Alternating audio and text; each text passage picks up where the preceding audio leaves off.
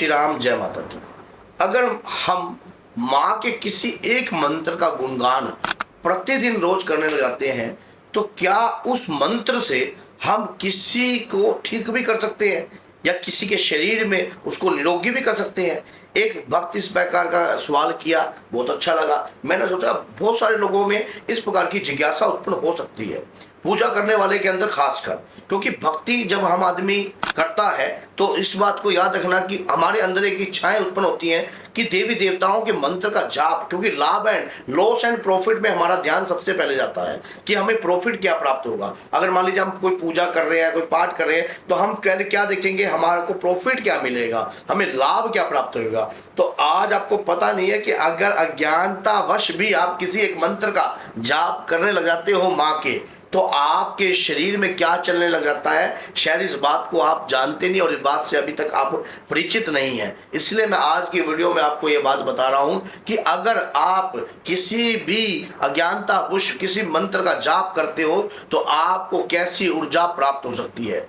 सबसे पहले माँ भगवती की शक्ति आपके शरीर में वास करती है। क्या सच्चाई है? नहीं, मां भगवती की शक्ति वास कर सकती है लेकिन मां भगवती नहीं। मां भगवती कभी किसी के अंदर नहीं आती, लेकिन मां की, जैसे कई लोग जगरातों में जाते हैं, देखते हैं कि जोर पे किसी के ऊपर सवारी आ गई है, किसी के ऊपर खेल आ गया है। नहीं नहीं नहीं, मां की तरंगे आती हैं। लगातार भगवती की पूजा करने से ये तरंगे आपके साथ चल पड़ती हैं। लगातार माँ दुर्गा की पूजा करने से, माता रानी की पूजा करने से आपके शरीर में एक ऊर्जा का स्रोतम जो है संचारण रूप से चलने लग जाता है। आपको पता नहीं लगता है, आपको उस वक्त नहीं पता लगता।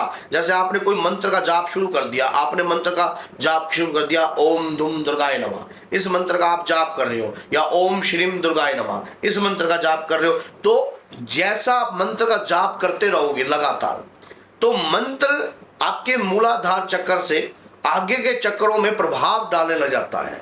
लेकिन कुछ चक्र ऐसे होते हैं, जैसे मूलाधार चक्रों में जब प्रभाव डलता है तो शरीर का आगे पीछे हिलना, इस प्रकार का शरीर आगे पीछे हिल रहा है, आपको लंबी लंबी उबासियां आने लग गई हैं। आपको जब मूलाधार चक्र पूर्ण रूप से एक्टिव होता है तब व्यक्ति को नींद आती है। पूजा करते वक्त नींद का प्रभाव बॉडी पर पड़ने लग जाता है।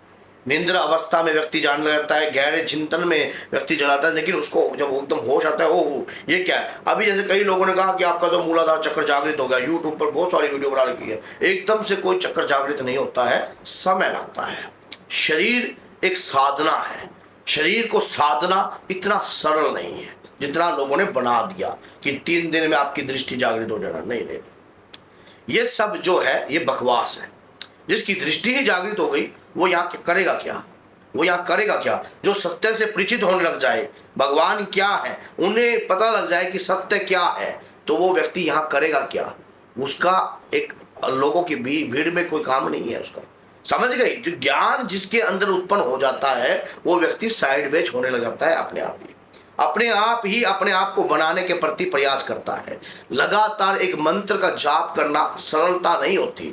शरीर के अंदर से विषैले तत्वों का बाहर आ जाना, जैसे जब आप मंत्र का ओढ़ा, एक पंखा चलता है लगातार, आप देखते हो कि जब पंखा 1 नंबर पे चलता है तो वो मंत्र का जाप उसी प्रकार से चलता है। जैसे जैसे मंत्र, जैसे जब आपके पंखे की स्पीड बढ़ती है तो मंत्र का प्रभाव उसी प्रकार से बढ़ने लग जाता है। उसी प्रकार से आपके अंदर जो है स्थिरता आने लग जाती है, विचलता आने लग जाती है, मन डगमगाने लग जाता है, क्योंकि अंदर जो है उबाल आ गया है। अंदर क्या है? अंदर क्या आ रहा है? उबाल। जब उबाल आता है तो शरीर में प्रभाव उत्पन्न होता है। शरीर में जब प्रभाव उत्पन्न होता है तो मानसिकता भटकती है, सेक्स के प्रति विचार उत्पन्न होने लग जाते हैं, किसी पराई स्त्री के प्रति दिमाग घूमने लग जाता है। क्यों? आपकी स्थिरता कितनी है ये जानना बहुत जरूरी है, क्योंकि मंत्र आपके अंतर के जितने वशीले तत्व हैं, जितने मलिन विचार हैं, उन्हें बाहर खींचने लग जाता है। आपने मंत्र का जाप शुरू कर दिया, आपके शरीर के विषैले तत्व बाहर आने लग जाएंगे। आपके जितने भी विषैले तत्व सब बाहर आएंगे। और जो बाहर आएंगे, क्यों आ रहे हैं वो? क्योंकि लगातार अंतर मन में जाप चल रहा है। ये जाप का ही प्रभाव है जो अंतर मन को धो रहा है, अंदर की विषैले तत्वों को बाहर ला रहा है। हम सोचते पता नहीं ऐसा विषय, ऐसे विचार क्यों आ रहे हैं, मैं तो भगवान का जाप कर रहा हूं, फिर मेरे साथ ऐसा क्यों हो रहा है। नहीं नहीं नहीं नहीं नहीं नहीं नहीं, ये अंतर मन के जितने भी विचार हैं, शुद्धि हो रही है, पवित्रता हो रही है। लगातार प्रभाव जो है मंत्र के जाप से हो रहा है। आपको ये सब शायद पता नहीं है कि प्रभाव जो है अंतर मन से जब हम जाप करते हैं तभी ये चीजें होती हैं। अब ऐसा कार्य हो गया, फिर कई बार आपको भूख बढ़ेगी और कई बार भूख बिल्कुल ही घट जाएगी। तो धीरे धीरे जब स्टेप बाय स्टेप मूलाधार चक्कर से जो आपका आज्ञा चक्कर तक का पहुंचने का जो सफर है, आज्ञा चक्कर से फिर सुदर्शन चक्कर तक जो पहुंचने का सफर है, ये सरल नहीं है। बीच में बहुत सारे कार्य आपके साथ होंगे। जैसे जैसे आपका जाप बढ़ेगा वैसे वैसे आपके ऊपर रिएक्शन होने लग जाएगा। उसी प्रकार से आपकी बॉडी के ऊपर जो है अलग अलग प्रकार का मूवमेंट रहेगा।